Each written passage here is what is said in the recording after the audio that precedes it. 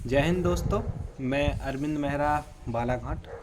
तो आज अपन मेडिकल के बारे में चर्चा करेंगे कि मेरा 2022 में कैसे हुआ था मेडिकल, और आपका कैसा होगा। एसएएफ डीएफ रेडियो का कैसा होता है मेडिकल, एसएएफ को क्या छूट मिलती है मेडिकल में, और डीएफ को कैसे क्या मिलती है। तो सबसे पहले अपन चर्चा करेंगे मेडिकल के बारे में। तो अभी तो आपका जैसे ही रिजल्ट आता है एमपी पुलिस का, तो रिजल्ट आने के लगभग 15 दिन बाद आपकी अलॉट लिस्ट आएगी कि आपको कौन सा ज़िला या कौन सा बटालियन मिली है। तो उसी आधार पे आपका मेडिकल होगा। जिस ज़िले में आपका सिलेक्शन होगा या जो भी ज़िला आपको अलॉट होगा, उसी ज़िला पुलिस लाइन में आपका मेडिकल होगा। तो सबसे पहले आपका मेडिकल होगा जिस दिन, तो आपको एक डेट देंगे कि आपका फलाने दिन, या मतलब जिस भी दिन आपका मेडिकल है तो आपको पहुंचना है सुबह 6 बजे के करीबन उधर। तो आप जैसे ही पहुंचोगे तो आपको चेस्ट नंबर दे दिया जाएगा कि आपका इतना चेस्ट नंबर। आप जितने जल्दी जाओगे तो आपका मेडिकल उतने जल्दी होगा। आप थोड़ा लेट जाओगे तो आपका मेडिकल लेट होगा। मैं थोड़ा लेट गया था तो मेरा 2 दिन लग गए थे मेरे मेडिकल में। तो फिर जैसे ही आपको चेस्ट नंबर दे देंगे, फिर चेस्ट वाइज जिसका एक चेस्ट नंबर होगा उसका सबसे पहले होगा, और जिसका थोड़ा आखिरी में मिलेगा तो उसका आखिरी में होगा। तो फिर चेस्ट नंबर मिल जाएगा। उसके बाद आपकी सबसे पहले फ्लैट फुट चेक करेंगे कि एक बोरा डला रहेगा नीचे, उसमें आपको गीले पैर मतलब चलवाएंगे तो फ्लैट फुट। उसके बाद नोकनी चेक करेंगे, एक आपके अंदर स्केल निकालेंगे पैरों के नीचे से।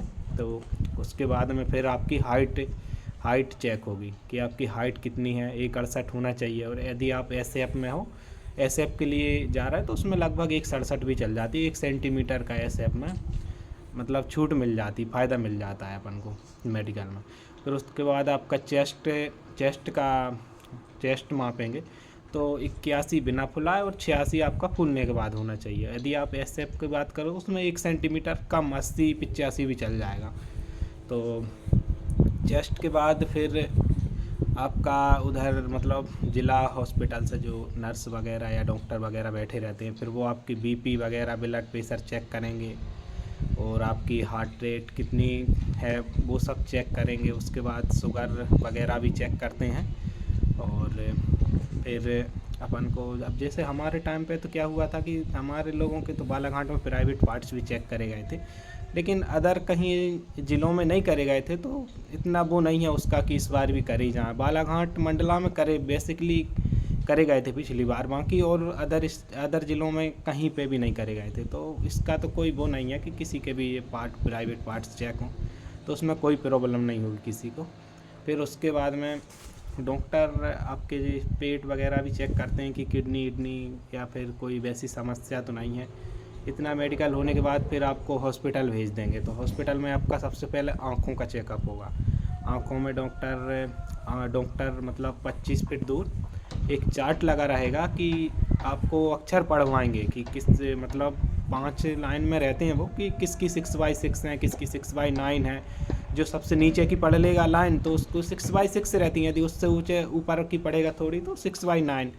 और इसमें मेडिकल में आपके यदि 6x9 और 6x12 है, एक आँख 6x9 होना चाहिए और एक आँख 6x12 भी है तो चल जाएगी इसमें। लेकिन इससे ज़्यादा थोड़ा बहुत एसएफ में फिर भी चल जाता है, लेकिन डीएफ का तो इतना होना चाहिए। उसके बाद में फिर आँखों के चेकअप हो जाएगा।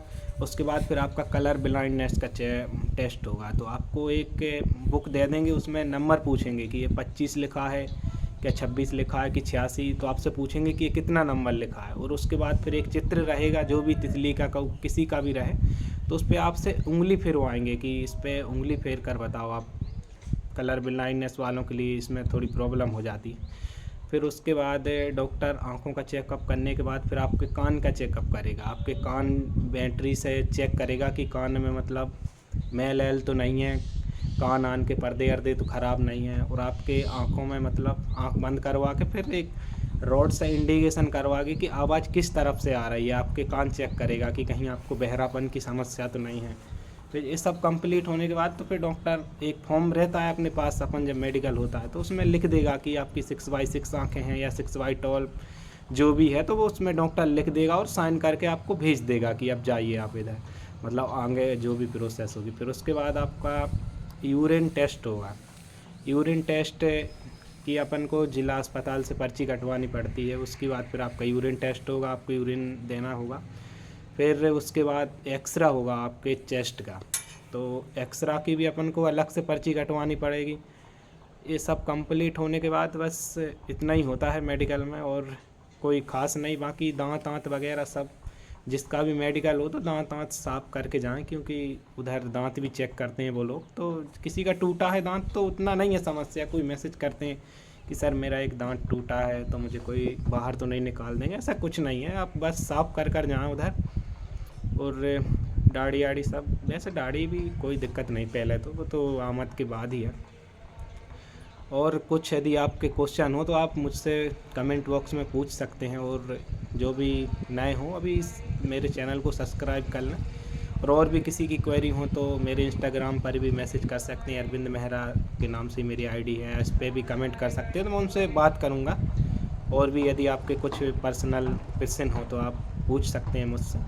और बस इतना ही है। और लेकिन एक चीज़ है, आप जब भी मेडिकल देने जाओगे तो पूरे ओरिजिनल डॉक्यूमेंट लगेंगे, और सबकी 2-2 फ़ोटोकॉपी लगेंगी।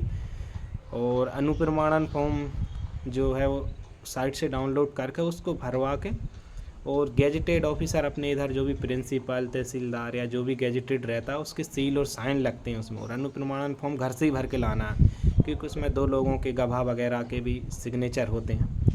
तो बस इतना ही। और यदि किसी के क्वेश्चन हो तो आप मैसेज कर सकते हो। जय हिंद, जय भारत।